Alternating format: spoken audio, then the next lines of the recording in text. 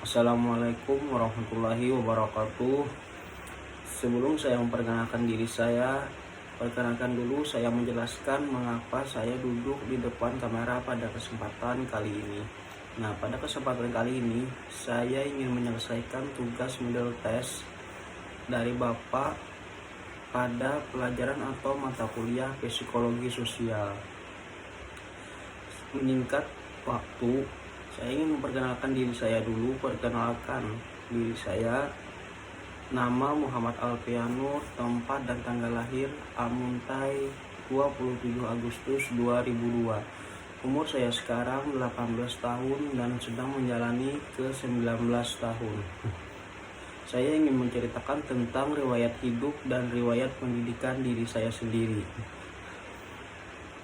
Cerita hidup saya langsung saja saya ceritakan dari awal sekolah di jenjang Raudatul Atfal atau disingkat saja atau RA di RA Tunas Budi, Desa Tambalangan, Kabupaten Hulu Sungai Utara pada tahun 2006 sampai 2008. Di saat RA ini saya tinggal bersama ibu, ayah, dan keluarga dari ibu.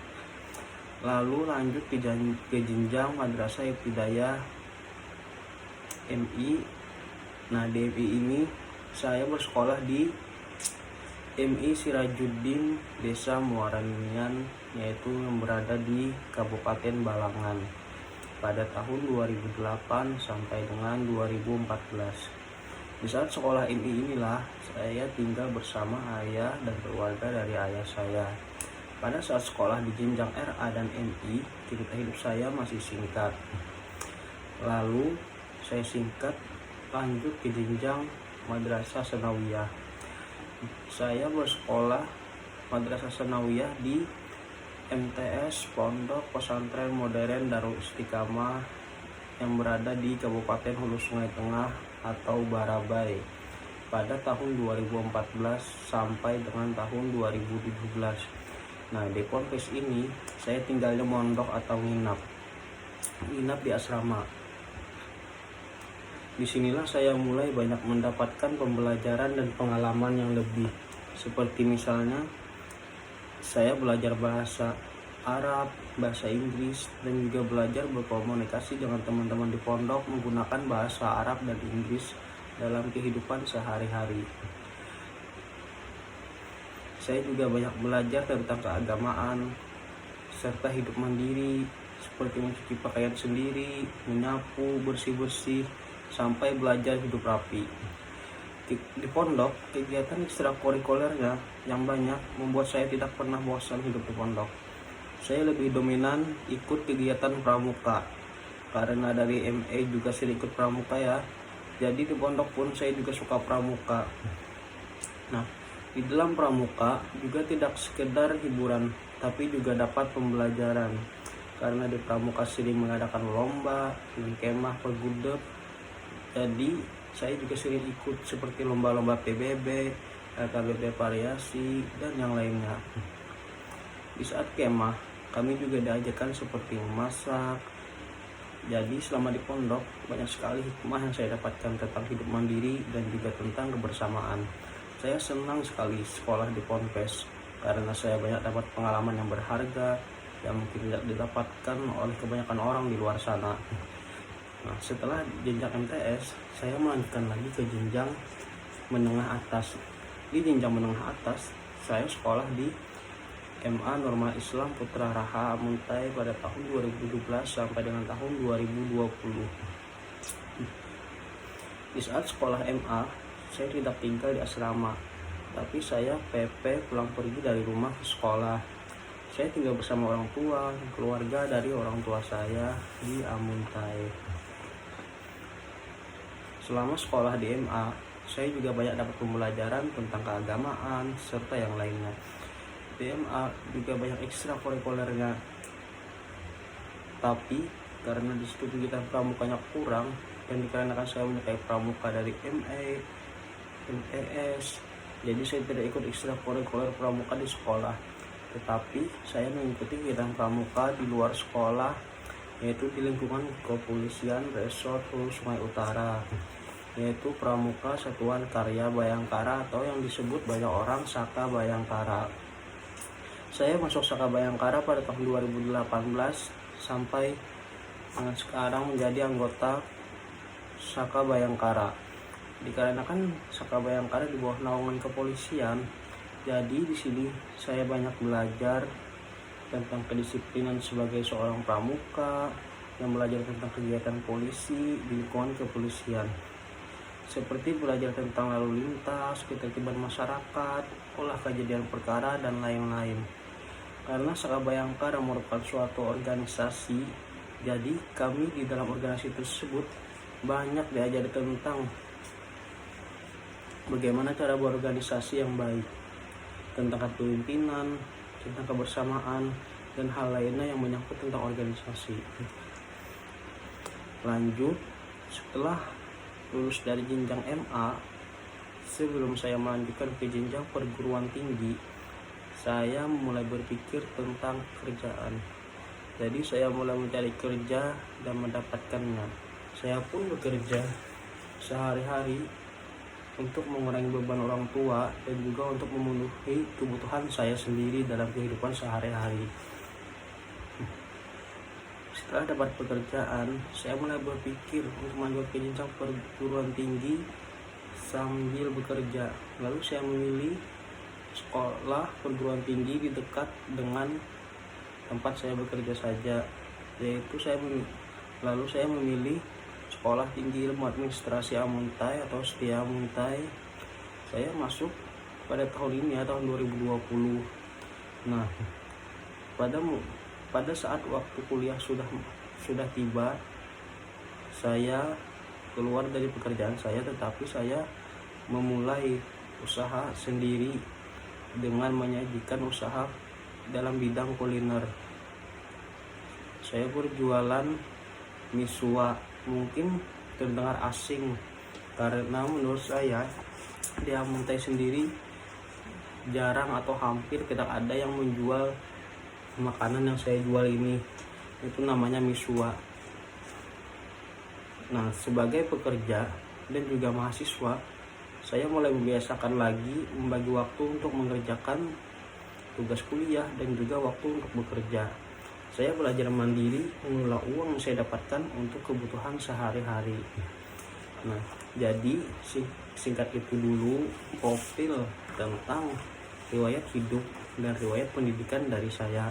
Selanjutnya saya ingin melanjutkan pembahasan tentang mata kuliah psikologi sosial. Saya menyimpulkan atau menyingkat beberapa materi yang sudah Bapak berikan dalam pelajaran psikologi sosial. Berikut paparan penjelasan dari saya. Masuk dalam materi yang pertama, yaitu tentang pengantar psikologi sosial. Di dalam ini dibahas bagaimana psikologi sosial. Apa sih psikologi sosial? Nah, di dalam ini dijelaskan di pengantar psikologi ini dijelaskan bahwa psikologi berasal dari bahasa Yunani psyche yang berarti jiwa dan logos yang berarti ilmu. Psikologi merupakan ilmu yang mempelajari tentang jiwa. Arti lain psikolog adalah ilmu yang mempelajari tentang pemikiran dan tingkah laku manusia. Perkembangan psikolog sosial di Indonesia, UI, tahun 1967. Peneliti dan adanya fenomena-fenomena yang terjadi. Bapak Sarlito Wirawan Sawono merupakan bapak psikologi sosial di Indonesia. Di dalam materi pokok bahasan psikologi sosial terdapat beberapa materi. Yang pertama, persepsi sosial atau mengenali dan mengerti orang lain. 2. Diri self. 3. Hubungan interpersonal. 4. Sikap. 5. Pengaruh sosial. 6. Tingkah laku menolong, perilaku sosial. 7. Agresi. 8. Individu dalam kelompok. 9. Kepemimpinan dan pengambilan keputusan. 10. Stereotip, prasangka, dan diskriminatif. Beberapa teori psikologi sosial. 1. Teori behavioristik. 2. Teori belajar sosial. 3. Teori Gestalt dan kognitif. 4. Pertukaran sosial dan lain-lain. 2. Masuk ke materi persepsi sosial. Persepsi sosial dapat diartikan sebagai proses perulihan penafsiran, pemilihan, dan pengaturan informasi indrawi dari lingkungan sosial, serta yang menjadi fokusnya adalah orang lain. Beberapa faktor yang mempengaruhi persepsi. A. Perhatian. Biasanya tidak menangkap seluruh rangsangan yang ada di sekitar kita. B. Kesiapan mental seseorang terhadap rangsangan yang timbul. C. Tipe kepribadian, yaitu di mana pula kepribadian ganda akan menghasilkan persepsi yang berbeda, dan lain-lain sebagainya. Selanjutnya, membahas tentang komunikasi nonverbal. Komunikasi nonverbal adalah cara orang berkomunikasi tanpa kata-kata, baik secara sengaja maupun tidak. Contoh komunikasi nonverbal ialah menggunakan gerak isyarat, bahasa tubuh, ekspresi wajah, dan kontak mata. Penggunaan objek seperti pakaian, potongan rambut, dan sebagainya, simbol-simbol, serta cara berbicara seperti intonasi, penekanan, kualitas suara, gaya emosi, dan gaya berbicara. Selanjutnya membahas tentang atribusi. Atribusi adalah bagaimana kita membuat keputusan tentang seseorang. Kita membuat sebuah atribusi ketika kita merasa dan mendeskripsikan perilaku seseorang, dan mencoba menggali pengetahuan mengapa mereka berperilaku seperti itu. Selanjutnya membahas materi tentang diri, self. Materi ini penting kita pelajari karena di materi ini kita akan tahu bagaimana cara mengenali diri sendiri. Konsep diri. Konsep diri adalah pandangan dan sikap individu terhadap diri sendiri. Pandangan diri terkait dengan dimensi fisik, karakteristik individual, dan motivasi diri. Pandangan diri tidak hanya meliputi kekuatan-kekuatan individual, tetapi juga kelemahan, bahkan juga kegagalan diri kita sendiri. Konsep diri tidak hanya mempengaruhi individu dalam karakter, tetapi juga tingkat kepuasan yang diperoleh dalam hidupnya. Setiap individu pasti memiliki konsep diri positif maupun negatif. Namun demikian, kita pada umumnya tidak tahu apakah konsep diri yang dimiliki itu negatif ataupun positif. Individu yang memiliki konsep diri positif akan memiliki dorongan untuk mengenal dan memahami dirinya sendiri. Dalam hal ini, individu dapat menerima dirinya secara apa adanya dan akan mampu mengintrospeksi diri atau lebih mengenal dirinya melalui kelebihan dan kelemahan yang dimiliki. Sedangkan individu yang memiliki konsep diri negatif, ia tidak memiliki kestabilan perasaan dan keutuhan diri. Juga tidak mampu mengenal diri sendiri, baik kelebihan maupun kelemahan serta potensi yang dimiliki. Individu yang memiliki konsep diri negatif adalah individu yang pesimis, merasa dirinya tidak berharga, dan tidak tahan dengan kritikan yang diberikan kepadanya. Konsep diri memiliki 3 komponen utama, yaitu komponen perseptual. Komponen perseptual ialah image seseorang mengenai penampilan fisiknya dan kesan yang ditampilkan pada orang lain. Komponen ini sering disebut physical self-concept. Kedua, komponen konseptual, yaitu konsepsi seseorang mengenai karakteristik khusus yang dimiliki, baik kemampuan dan ketidakmampuannya, latar belakang serta masa depannya.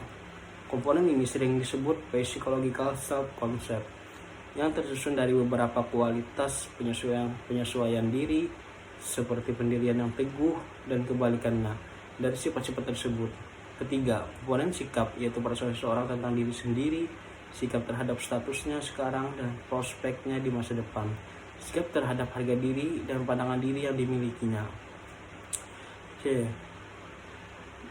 Membahas harga diri merupakan penilaian atau evaluasi secara positif maupun negatif terhadap diri ini disebut harga diri. D. Perbandingan sosial kita dapat melakukan perbandingan dengan orang lain yang lebih baik maupun yang tidak baik. 1. Upward social comparison. 2. Downward social comparison. Presentasi diri. Ada 5 strategi presentasi diri yang memiliki tujuan yang berbeda. Adalah sebagai berikut. 1. Ingratization. tujuannya agar kita disukai oleh orang lain. 2. Self promotion, tujuannya agar kita dianggap kompeten. 3. Intimidation, dengan tujuan agar kita ditakuti. 4. Supplication, dengan tujuan agar kita dikasihani. 5. Exemplification, dengan tujuan agar kita dianggap memiliki nilai moral yang tinggi. Materi yang keempat yaitu tentang hubungan interpersonal. Nah, hubungan interpersonal ini sangat erat berkaitan dengan kehidupan kita sehari-hari. Hubungan pribadi adalah hubungan yang melibatkan perasaan antara dua individu atau lebih. Ini dapat dibagi menjadi beberapa jenis, tapi dalam konteks ini kita hanya menyentuh tentang hubungan antara pribadi. Karena hubungan jenis ini adalah lebih intim dibandingkan dengan jenis hubungan yang lain.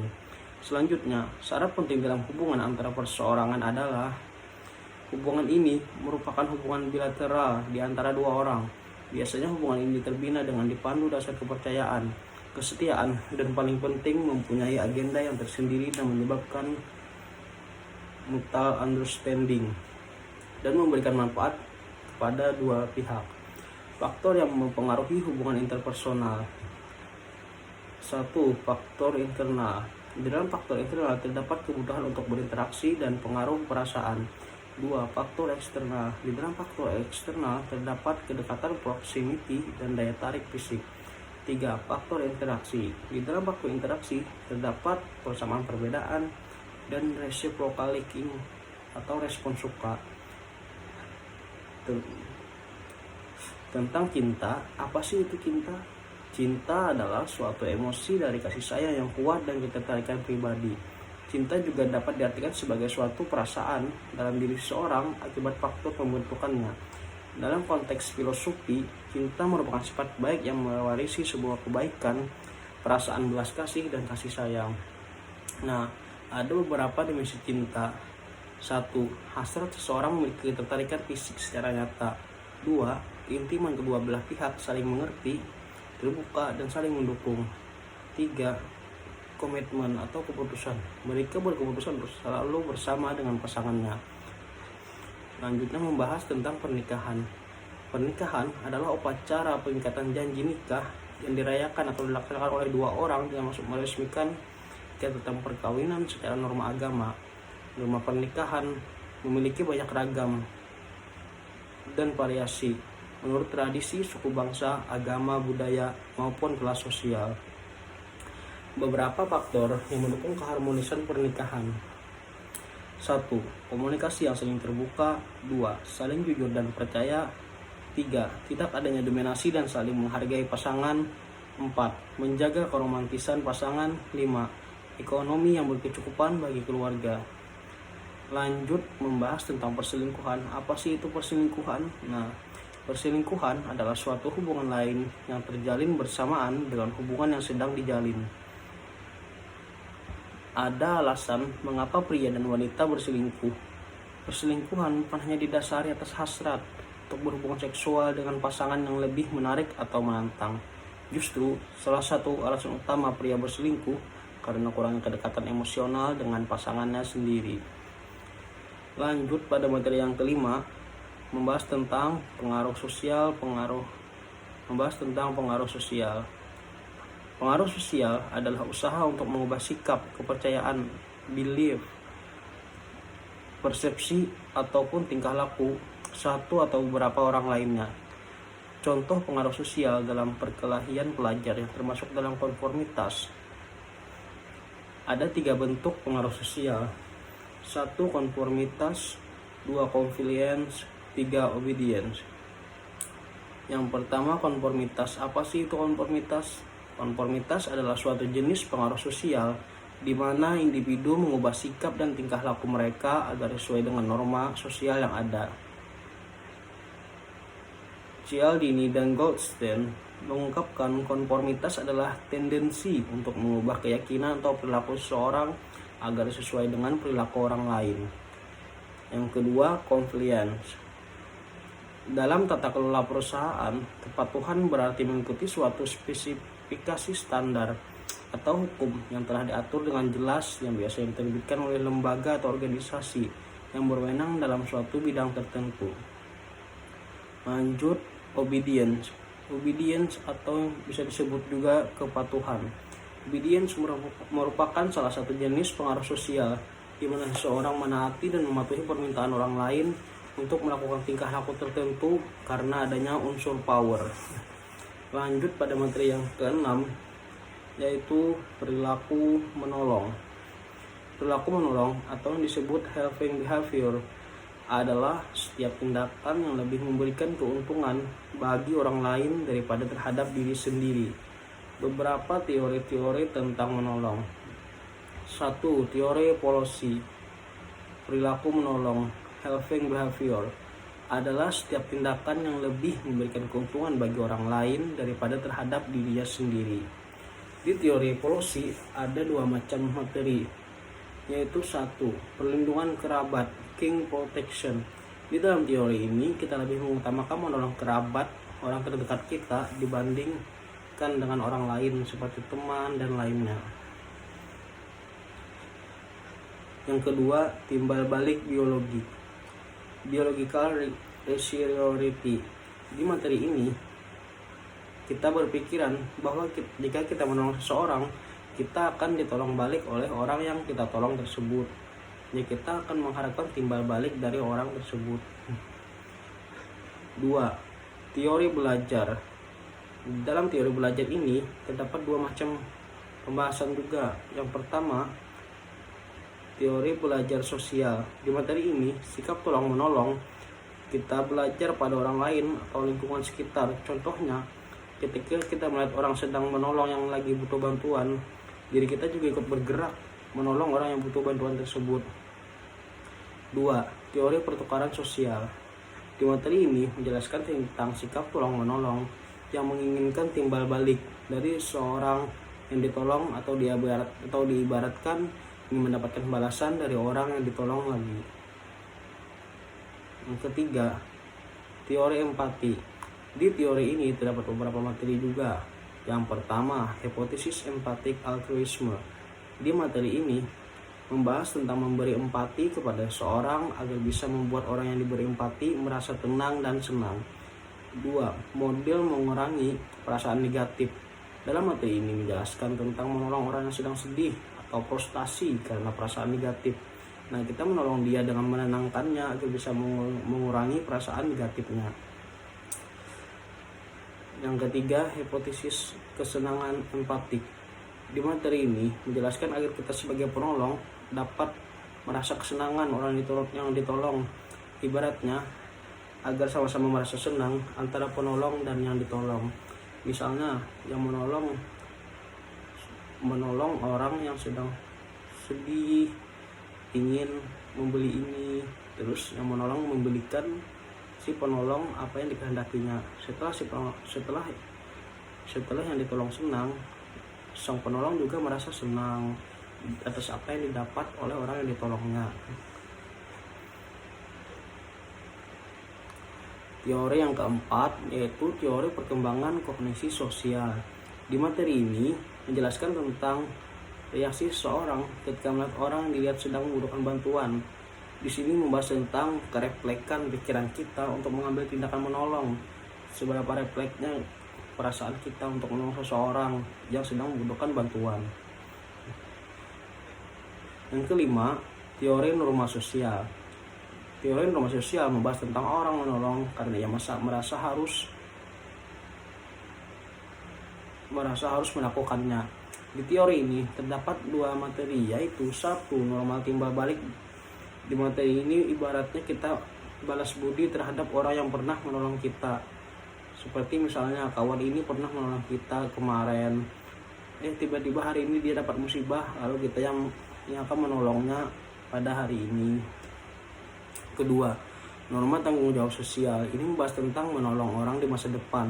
Ini memotivasi agar orang bisa menolong orang yang sangat membutuhkan, seperti orang disabilitas dan lain-lain.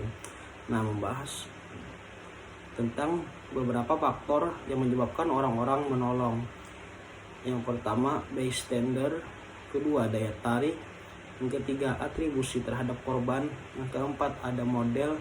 Yang kelima, desakan waktu. Ada juga beberapa pengaruh dari dalam diri untuk menolong. Yang pertama, suasana hati atau mood. Yang kedua, sifat. Yang ketiga, jenis kelamin.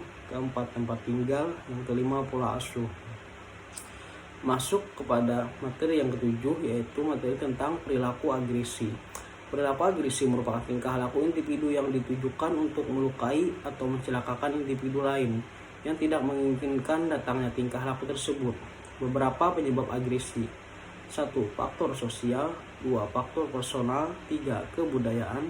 4. Situasional. 5. Sumber daya. 6. Media massa. Ada beberapa bentuk perilaku agresi. Yang pertama, physical aggression, agresi fisik. Yang kedua, verbal aggression, agresi verbal. Yang ketiga, anger, kemarahan. Yang keempat, hostility, permusuhan. Nah, untuk mengatasi agresi, ada beberapa cara juga nih untuk mencegahnya. Antara lain, 1. Pengembangan tingkah laku baik. 2. Hukuman. 3. Katarsis. 4. Kognitif. Lanjut pada materi yang ke-8, yaitu tentang sikap. Sikap diartikan sebagai suatu reaksi atau respon yang muncul dari seorang individu terhadap objek yang kemudian memunculkan perilaku individu terhadap objek tersebut dengan cara-cara tertentu. Pembentukan sikap: 1. Pengondisian klasik. 2. Pengondisian instrumental. 3. Belajar melalui pengamatan. 4. Perbandingan sosial. Terus ada beberapa fungsi dari sikap. 1. Fungsi pengetahuan, fungsi identitas, fungsi harga diri, fungsi pertahanan diri, dan fungsi memotivasi kesan. Sikap itu berhubungan dengan tingkah laku. Nah, membahas tentang hubungan keduanya, sikap yang ada di diri kita itu cenderung memengaruhi tingkah laku kita, tapi keduanya tidak berhubungan secara langsung. Di materi ini juga dipelajari tentang persuasi. Nah, apa sih persuasi itu? Persuasi adalah komunikasi yang digunakan untuk mempengaruhi dan meyakinkan orang lain. Persuasi pada prinsipnya merupakan upaya menyampaikan informasi dan berinteraksi antar manusia dalam kondisi di mana kedua belah pihak sama-sama memahami dan sepakat untuk melakukan sesuatu yang penting bagi kedua belah pihak. Masuk pada materi yang ke-9 tentang individu dalam kelompok dan hubungan dalam kelompok. Apa sih itu individu? Nah, persuasi adalah komunikasi yang digunakan untuk mempengaruhi dan meyakinkan orang lain. Persuasi pada prinsipnya merupakan upaya menyampaikan informasi dan berinteraksi antar manusia dalam kondisi di mana kedua belah pihak sama-sama memahami dan sepakat untuk melakukan sesuatu yang penting bagi kedua belah pihak. Selanjutnya, kelompok. Apa sih itu kelompok?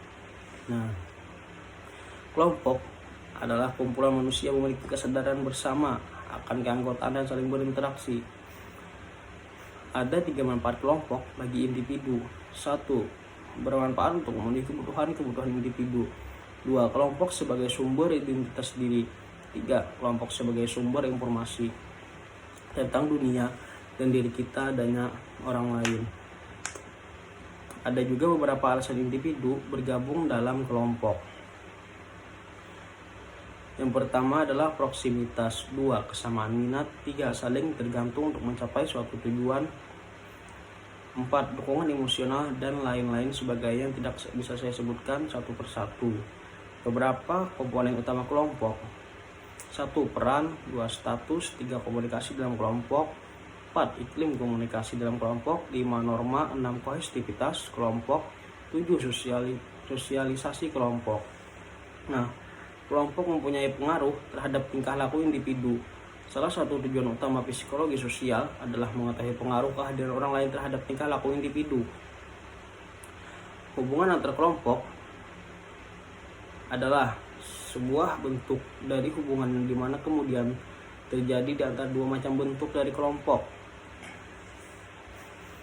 maupun juga yang dimana kemudian memiliki sebuah bentuk dari ciri khusus. Nah, beberapa teori antar kelompok: 1. Teori konflik realistik. 2. Teori identitas sosial. 3. Teori deprivasi relatif. Agar hubungan antar kelompok dapat meningkat ada beberapa upaya untuk meningkatkannya, antara lain negosiasi atau bargaining, 2 mediasi, 3 arbitrase. Lanjut ke materi selanjutnya, yaitu tentang kepemimpinan dan pengambilan keputusan. Yang pertama, membahas tentang kepemimpinan. Apa sih kepemimpinan itu? Nah, di sini saya akan menjelaskan tentang penjelasan kepemimpinan. Kepemimpinan merupakan kemampuan dan keterampilan seseorang ketika menjabat sebagai pimpinan dalam suatu organisasi untuk mempengaruhi perilaku orang lain, khususnya bawahannya. Kedua, pengertian pengambilan keputusan. Apa sih pengertian pengambilan keputusan? Nah, pengambilan keputusan dapat dianggap sebagai suatu hasil atau keluaran dari proses mental atau kognitif yang membawa pada pemilihan suatu jalur tindakan di antara beberapa alternatif yang tersedia. Setiap proses pengambilan keputusan selalu menghasilkan satu pilihan final. Ada 3 unsur kepemimpinan. 1. Unsur manusia, 2. Unsur sarana, 3. Unsur tujuan. Ada beberapa ciri kepemimpinan. 1. Social perception, pengalihan sosial. 2. Ability and abstract thinking, kecerdasan yang tinggi. 3. Emotional stability, keseimbangan alam. Ada beberapa faktor yang menyebabkan seseorang menjadi pemimpin. 1. Operational leadership. 2. Popularity. 3. The Asmith representative. 4. The prominent talent. Nah, di sini ada juga klasifikasi kepemimpinan. 1. Kepemimpinan yang otoriter. 2. Kepemimpinan yang demokratis. 3. Kepemimpinan liberal. Kemudian, apa sih fungsi pemimpin? Nah, di sini ada beberapa fungsi kepemimpinan. 1. Membantu menetapkan tujuan kelompok. 2. Memelihara kelompok. 3. Memberi simbol untuk identifikasi. 4. Mewakili kelompok terhadap kelompok lain. Selanjutnya, membahas tentang cara mengambil keputusan pada individu. Ada gaya pengambilan keputusan terbagi menjadi 4 macam. Yang pertama, direktif. 2. Analitas. 3. Konseptual. 4. Behavioral. Lanjut, ada 5 cara modal aturan untuk memecahkan suatu perbedaan dalam kelompok. 1. Unanimity. 2. Majority wins. 3. Truth wins. 4. 2/3 majority. 5. First shift. Di penjelasan selanjutnya adalah tentang brainstorming, curah pendapat. Nah, brainstorming adalah suatu teknik kreativitas yang mengupayakan penyelesaian dari suatu masalah tertentu dengan mengumpulkan gagasan secara spontan dari anggota kelompok. Lanjut pada materi yang terakhir, membahas tentang stereotip, prasangka, dan diskriminatif. Nah, apa sih stereotip itu? Stereotip merupakan jalan pintas pemikiran yang dilakukan secara intuitif oleh manusia untuk menyederhanakan hal-hal yang kompleks dan membantu dalam pengambilan keputusan secara cepat. Pembentukan dan pemeliharaan stereotip. 1. Stereotip peran jenis kelamin. 2. Stereotip usia. 3. Stereotip ras dan etnis. 4. Stereotip keterbatasan. Lanjut membahas tentang prasangka. Apa sih itu prasangka? Nah, prasangka berarti membuat keputusan sebelum mengetahui fakta yang relevan mengenai objek tersebut. Awalnya istilah ini merujuk pada penilaian berdasar ras sebelum seseorang memiliki informasi yang relevan yang bisa dijadikan dasar penilaian tersebut. Selanjutnya, prasangka juga diterapkan pada bidang lain selain ras. Beberapa penyebab yang menimbulkan prasangka. 1. Perbedaan kekayaan. 2. Perbedaan status sosial. 3. Perbedaan norma sosial dan lain-lain. Nah, ada juga usaha agar mengurangi prasangka negatif, antara lain ialah 1. Usaha preventif. 2. Usaha kuratif. Ada juga 3 ciri perubahan sikap dalam prasangka. 1. Adanya pembatasan tentang situasi dari segi preconception. 2. Sikap yang demikian itu bertahan dengan kuatnya. 3. Tinjauan terhadap objek sikap yang menjurus ke arah yang negatif. Selanjutnya, diskriminasi. Apa sih diskriminasi? Nah, diskriminasi adalah prasangka. Berarti membuat keputusan sebelum mengetahui fakta yang relevan mengenai objek tersebut. Awalnya istilah ini merujuk pada penilaian berdasar ras seseorang sebelum memiliki informasi yang relevan yang bisa dijadikan dasar penilaian tersebut. Selanjutnya, prasangka juga diterapkan pada bidang lain selain ras. Ada beberapa bentuk diskriminasi. 1. Menolak untuk menolong. 2. Tokenisme. 3. Reverse discrimination. Nah, mungkin ini saja paparan tentang cerita hidup saya dan paparan tentang beberapa materi yang saya pahami pada pelajaran psikologi sosial ini. Kalau ada kekurangan di dalam penjelasan tugas saya, itu datangnya dari diri saya sendiri. Dan jikalau ada kelebihan atau kebenaran dalam penjelasan paparan materi saya pada tugas kali ini, itu datangnya semata-mata dari Allah Subhanahu wa Ta'ala. Saya Muhammad Alfianur undur diri. Saya ucapkan terima kasih yang sebanyak-banyaknya. Assalamualaikum warahmatullahi wabarakatuh.